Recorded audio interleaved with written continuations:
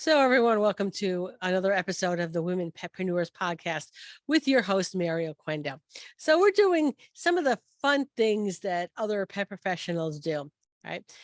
So, we're going to start off this one and tell me if I'm pronouncing your name correctly. It is Stephanie Strickland Welsh. Yes, that is it. I got it in the correct order, correct? Yeah. Okay. All right. All right. So let's first start off with Stephanie, how did you get involved in the pet industry? So the pet industry kind of fell into my lap when right after I first got married. Didn't really know what I wanted to do. I had a degree in education, but I very quickly realized I didn't want to go into the school system. Just wasn't for me.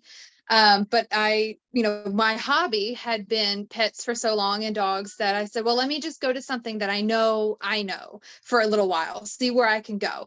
So I went into corporate as a bather, rose up quickly, got sent to the academies, found out that I actually had a knack for this, and not only a knack for grooming, but a knack for teaching others how to groom too. I enjoyed that. So that's where my little bit of education degree finally came to use.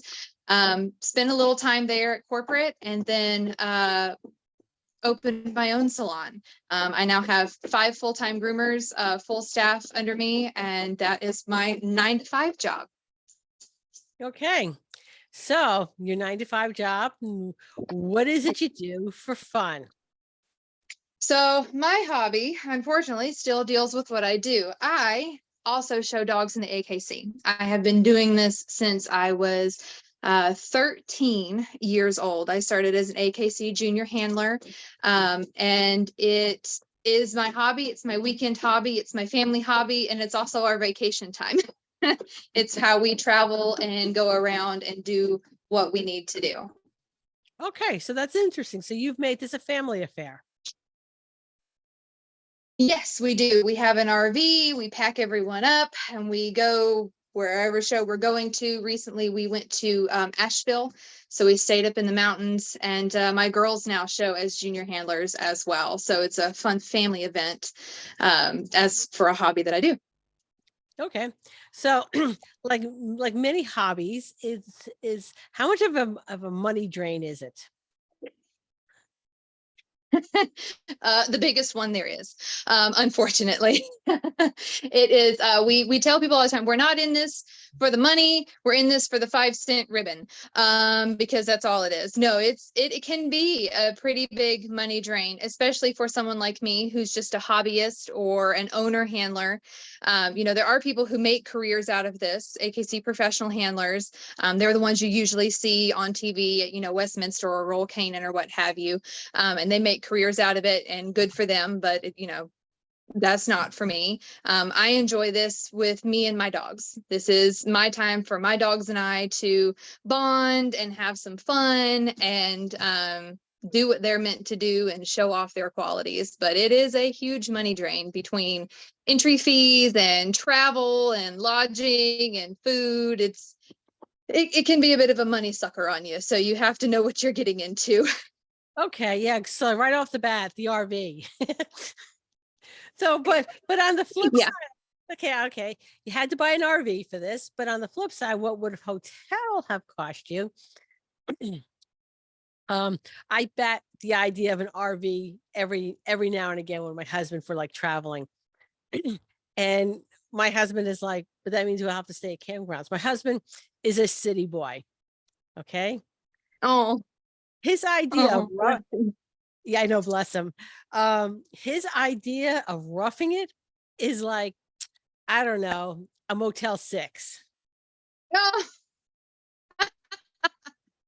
Well, so that's why I like RVs, is because I'm kind of a glamper myself. You're not going to catch me in a tent on the ground anytime soon, but an RV still has the amenities of a bathroom and hot water and a bed with sheets. So you still get that little in between, but it's not staying in a hotel, but it is definitely cheaper than staying in a hotel in the long run, with the added benefit of being on the site 99 out of 100 times of the show site. So you don't need to, take a car. You don't need extra transportation. You don't need to be paying for all of that.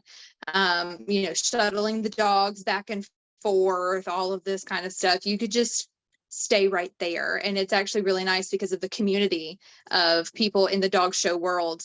You really get to be a part of that after hours. Once everybody's done for the day and just hanging out with their dogs, the community there is really what it's all about. Yeah, I have a friend who who was breeding and showing Siberians, and she would Oh, go to yeah, she would go to the specialties, and they would also, not just the specialties, these were working dogs, so the sled dog, whatever those things were. mm, And she says, they literally took over a hotel. It was the loudest night that hotel probably ever had, with like 40 huskies. yes, yes. The specialties are probably some of the most fun because they're the ones that are concentrated just around your one breed. So you get to do the extra activities that are specifically for your breed. So for me, for example, I do English pointers. So we've got the hunt tests, we've got the field trials, we do fast cat for speed, and we have fun in these sports with our dogs. The specialties are really the epitome of what we all look forward to within our year, so that we can be with the breed we love most. All right. So your breed is currently English pointers. Has it always been that? Yes, that's what I currently have. All right. But has it always It has. It has. When I first told my parents, I think I want to show dogs. I want to do what they do on TV at Westminster. My mother had a friend who she worked with at work. She said, well, she does this, she breeds, she shows. And that's what she had, was English pointers. And the first time this breeder pulled an English pointer out of a kennel and handed her to me to just walk and get a feel, I was done. That was it. This was my breed. I loved who they were. I loved their personalities. I loved how lazy they could be, but how driven they could be. I loved how great they were. It just matched perfect. And since then, that's really all I've ever owned, and it's all I've ever shown for myself. Now, I'll show anything, if I'm standing by a ring and you say, hey, I need help in this breed, you want to take a dog in? Yeah, absolutely. I'll go in. I'll help you out. Give me the number. But for me personally, as an owner handler, it has always been pointers for me. They're my heart breed. okay? So tell me a little bit about the breed itself, for those who may not know anything about English pointers. Okay, so the English pointer is for fact's sake, it is actually the emblem of the Westminster Kennel Club. When you watch the Westminster and you see that dog emblem, that is the English pointer. Her name was Sensation. They were one of the first set of dogs approved in the AKC as an approved breed. They're a sporting breed, particularly gun and bird. Pheasant and quail is mostly what they do. But they're what we consider a medium-sized breed. Standard is anywhere between about 45 to top end 65 pounds for the males, and low end, I've seen them as small as 45, but we like to keep them around 50. They're smooth coat. They come in a variety of colors. Actually, our standard specifically states a good pointer cannot be a bad color. However, the ones you're more popularly going to see are orange and white, black and white, and liver and white. We do have solids, and we have had the odd tricolor in the breed. They're very driven, very motivated, but they're a great companion dog because they were literally bred to work with. They are long distance hunters, though, so don't ever let a pointer who does not have recall training yet get out of the fence, because all you're going to see is and a butt going over the hill on the other side. They will be gone. Once they've got their recall, they're really good at that, but they are long distance brush hunters. Great with families. They are meant to be dogs that live inside, hearth side, but they're really just they're an amazing breed, and their head, the silhouette of their head, has been one of the most iconic images, as well as the pointer on point is one of the most iconic images in the AKC world. Right. So I had a client with an English pointer, and he was a manly man. Okay. Mm-hmm. Mm-hmm. And he used his dog for hunting. And he calls up and he sets an appointment and it says, my dog is red. The girl's got a hold of him. Will you be able to get the red out? And I'm like, I don't know, maybe. Okay. And so they bring the dog in, and it's the husband, the wife, and the two little girls. And the two little girls are adorable. Apparently, they painted the dog with whatever chalk or whatever they had. But the dog wasn't red, the dog was pink. And I go, oh, the color's faded already. He's pink. And the husband was like, oh no, he's red. And the wife is standing behind him going, oh no, he's pink. He's pink. And the little girls go like, he's pink. He's pink. And the husband was just insisting his dog was red. You know? I mean, Oh, I know. So, but fortunately, I was able, because it was just chalk. It came out and his dog was no longer pink, you know? But yeah, so I knew they were hunting dogs, and this guy was like really, really particular that his dog was not pink. So he had to uphold his dog's honor, is what that was. He was trying to uphold the dog's honor. I don't think the dog really could care less what color he was. To be honest, the dog probably enjoyed getting attention from the kids. Yeah. I mean, I can remember my own kids, because we didn't really have dogs growing up, but always had dogs with our kids. And we had a huge lab, and my kids would like put sweaters on him, whatever cheap costume jewelry. And he would walk around the house dressed as an old lady. And he was probably, and I hate to use the word vicious. He wasn't vicious, but he was extraordinarily protective of my daughters. And here he was dressed in a sweater and a skirt and some cheapo beady pearl necklace. But anyway. I love it. I love it. I love it.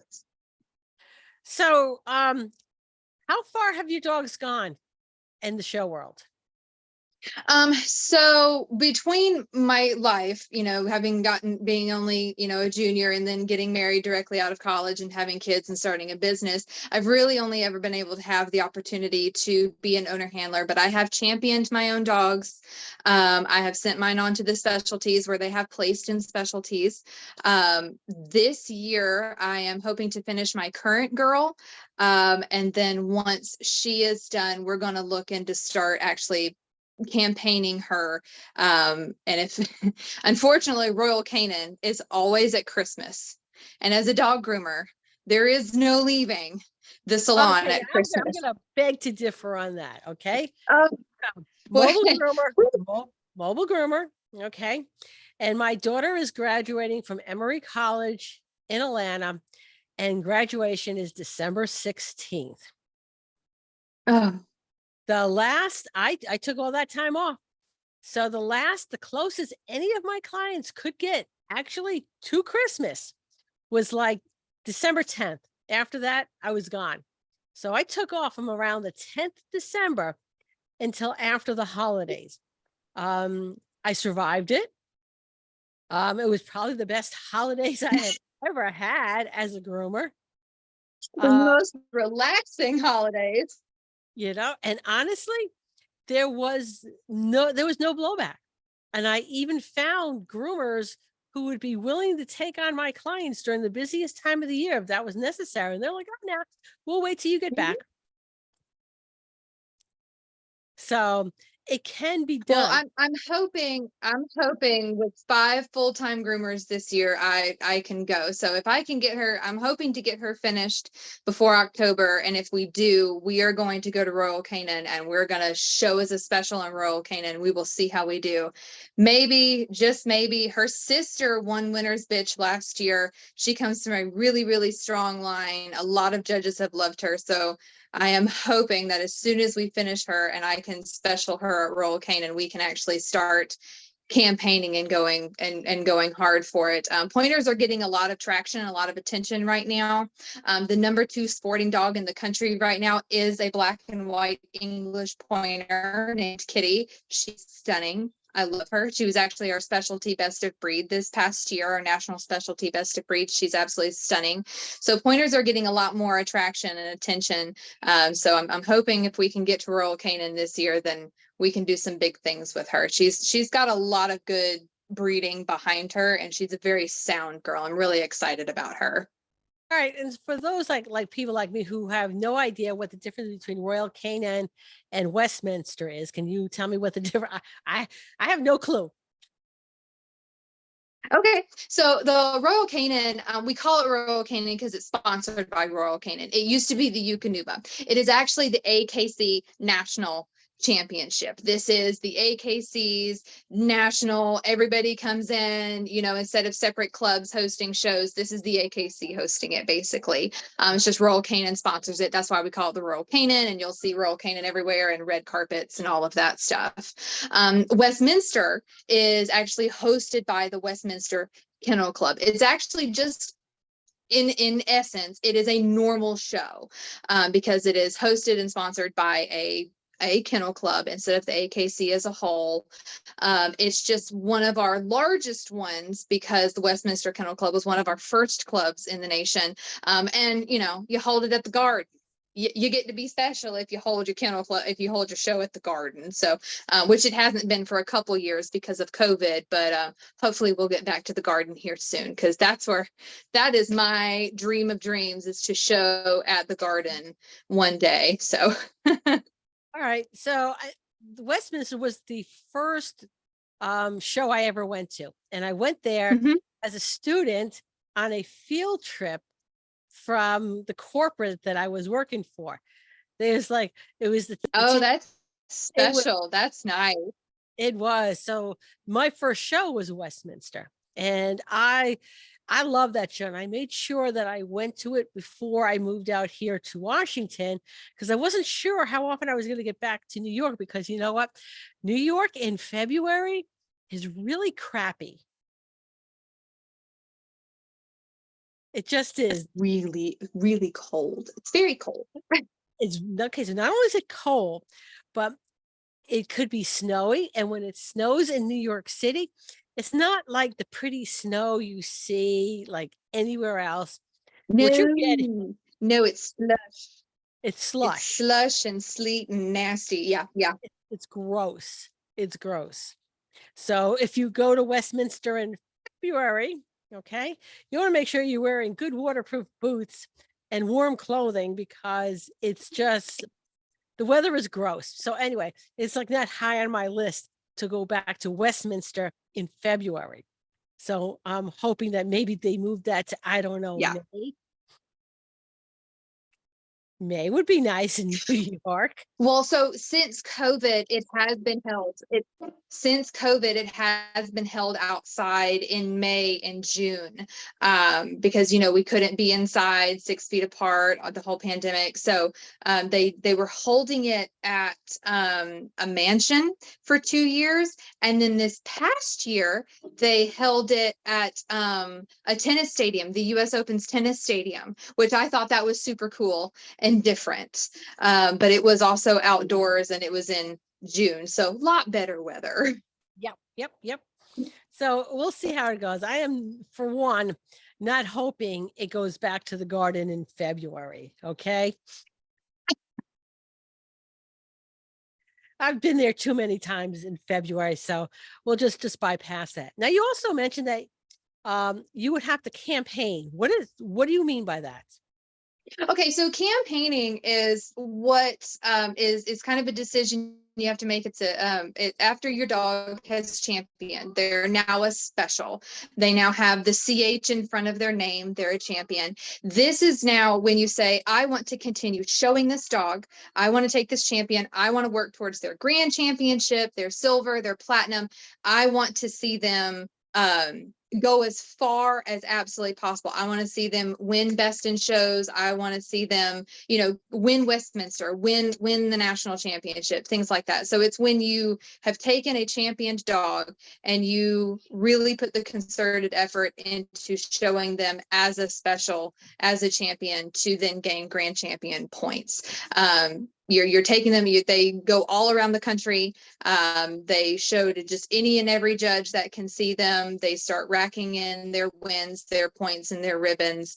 And that's where you take the ones who really, really, truly are worthy of going to like the National or going to the Westminster. And you start getting them seen. So people recognize them more. Okay. Because, we've all gotten the book from, well, not all of us, but we get the little book from AKC, and there's like advertisements for dogs in there. Well, what I would call advertisements. Yes. Yeah. Yes, they're advertisements. And those are the dogs that are being campaigned. It's generally done by professional handlers, but and owner handlers do it all the time. It's just generally done more by professional handlers because they have the time, and this is their job. They have the time to be going around the country and doing all of these shows with your dog for you. I don't know if I would ever truly have the time and money to do it, but I would love it with my current girl because, like I said, I think she's got what it takes. She's got the flashy, she's got the body for it. I think she's worthy of campaigning. So we'll just see. She's only a year and 3 months old right now, so she's got a whole future of that. Okay, so that was going to be my next question. I was going to ask you how old she is. So yeah, so she her birthday's in April, so May. Yeah, she's a year and 3 months. Currently she only has 4 points on her. You need 15 to champion, and it's just because I just haven't had the time to get out with her recently. But we have a whole entire fall season set up and ready to go to hopefully finish her, like I said, before the end of the year. all right, on Her average, sister is already a champion.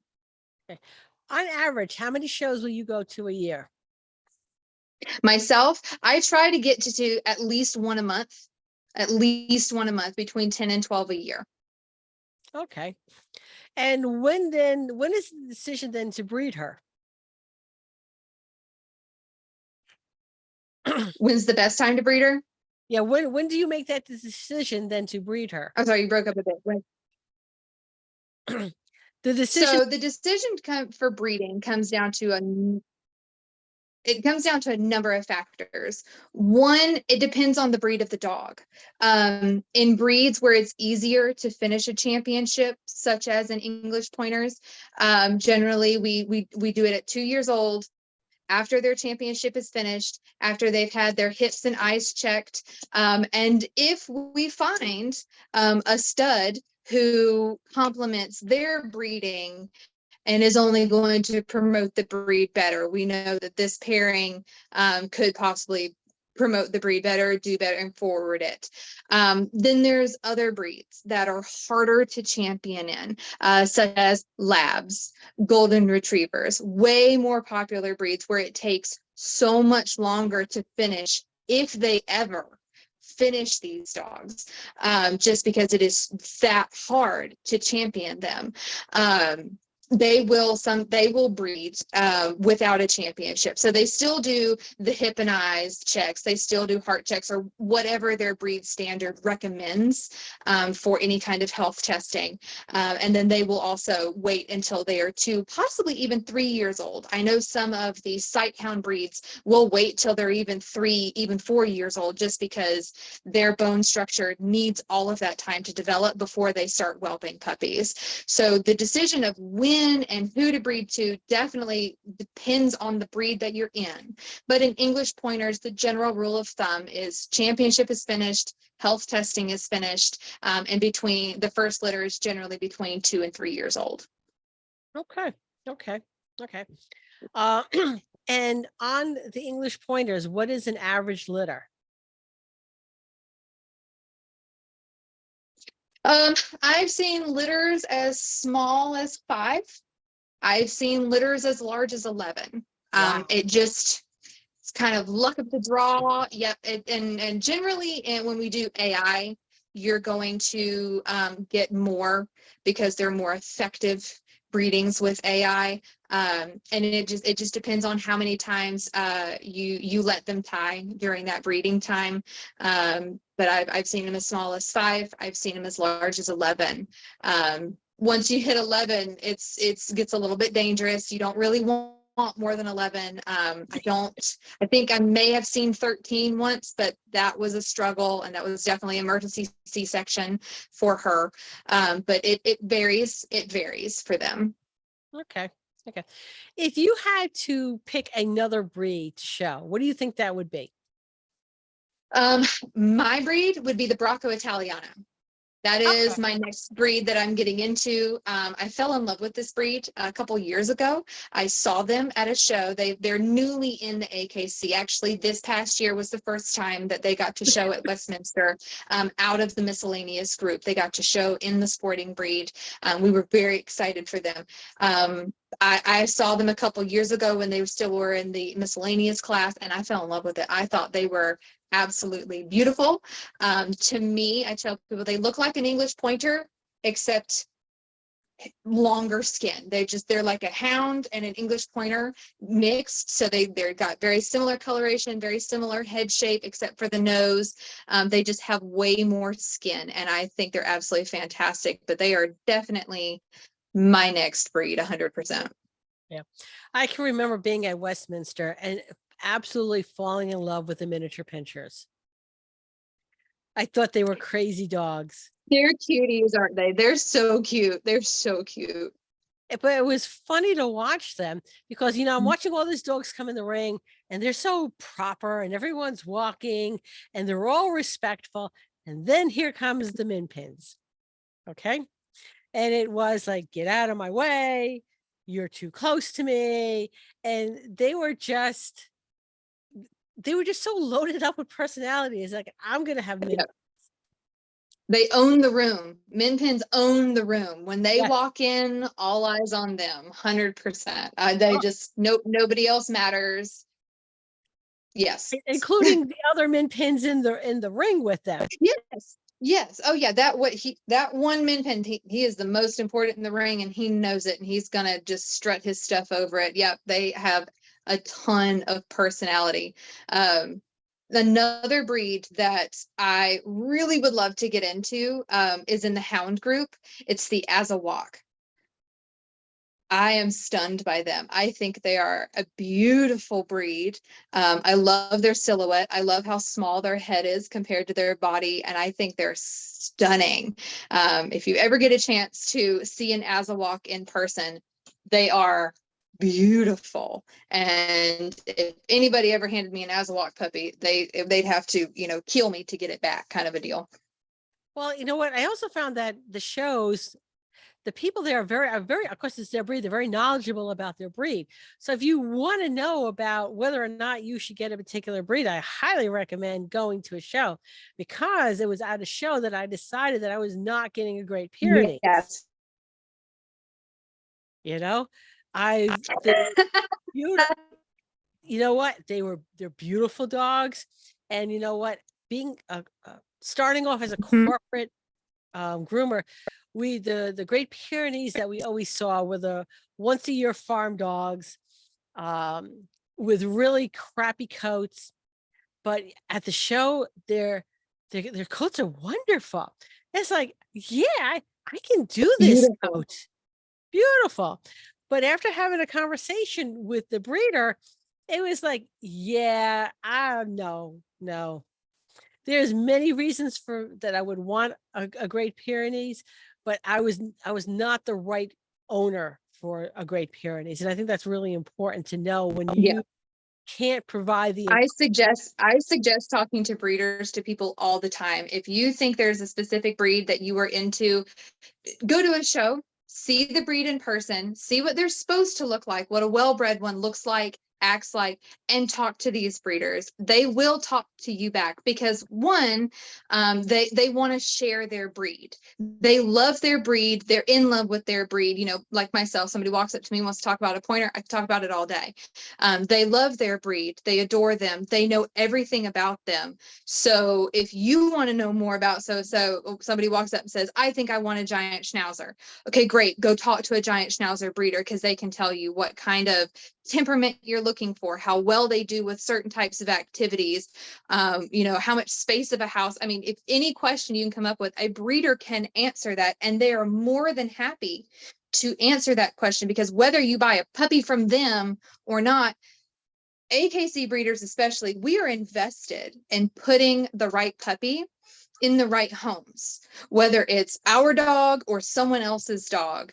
When, you know, when a purebred dog is given up to a shelter, it hurts us all, because we want all puppies that are registered, or all puppies in general, we want them in the right homes. So we would love it when people ask questions of our breeds, so that you know what you're getting into, and that you're fully educated on what you would be getting if you were to get one of these dogs. We want puppies in the right homes, and we love it when people ask questions.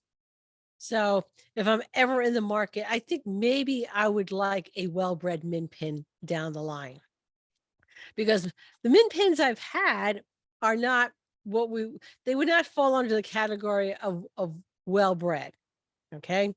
I acquired 2 purebreds from various family members who acquired them via pet stores. So not well. Um, love. I absolutely adore the breed. All right. The one sitting next to me he's definitely a Chihuahua mix. I mean, it's possible he's got min pin in him, but I'm thinking maybe Manchester Terrier. But Mhm. anyway, I love those guys. I really do. When I would groom them, I couldn't understand why other groomers didn't want to groom min pins. I'm like, I love these guys. These guys are awesome. All right. But they were also, I don't know, recognize the fact that I thought they were awesome and were a little bit better behaved for me. Yeah, they do. Dogs, breeds know when you love them. Dogs know when you love them. I grew up when I was very young. We had Pekingese growing up, and I know so many groomers who are like, "Oh, I hate doing Pekingese. It's so much hair. Or they have such bad attitudes, or they're smushy face and they snot over me all day." No, Pekingese walks into my salon, I'm loving all over it. And they act better for me. They behave for me better because they know I love them. They know I adore them. They know I love everything about them. So they just act better for me. 100%. Dogs know. They know. They They know. know there was when I was grooming in Connecticut before she retired, we called her the Wheaton Terrier Whisperer. And she never had a problem with them. She loved them. They loved her. I was like, anytime somebody would call me with a Wheaton, and owners who knew what they had, I'm like, you know, let me refer you to somebody else who loves them. Okay. Love Um, this breed. She can have them all day. all day. I will send over every single person with a Wheaton Terrier, and I wish I could remember her name, but I don't anymore. But for all of them, no, you go to this person. Tell all your Wheaton Terrier friends this person is the person you want to groom their dogs. Whereas you could have sent me golden retrievers and min pins all day long, and I would have been the happiest person in the world. Yeah, they're definitely, yeah, we have one of the girls in my salon. She's we call her the doodle girl. She loves them. I'm like, more power to you. That's what she does all day, and they act better for her, and they come out looking better for her, and the clients love her for it. And I'm like, here, you can have them. Take them, please. Please take them. All right. So in let's say 5-ish years, what would you like to have hanging there on the wall behind you? What ribbons would you like there? I definitely want her. I want at least one best in show ring with her. And then I want to also see championship photos of some of her litter. Because to me, not only to me is, I want her to win, but I want her wins to be better for the breed. So I want her first and second, or however litters we do, to also be better for the breed. So for me, it's not just about what my one dog can do, but what her children can do, her litters can do, her offspring can do, what they can do from here on out. Because as breeders and owner handlers, our legacy comes from not just one dog, but an entire line of dogs, one after the other. What can each one do? What can each one improve on? So I would like to see at least one best in show ribbon. I mean, who don't want that? But I would like to also see championship certificates and best of breed wins for not just herself, but any offspring she may have as well. Okay. You know what? I wish you well with that. All right. So well, thank you. Thank you, Stephanie, for sharing your passion with us. I appreciate it. I learned Mhm. more than I did about dog showing at the start of this. So thank you for that. And so everybody join us next week when I interview somebody probably far more interesting than I am. So thank you. Thank you.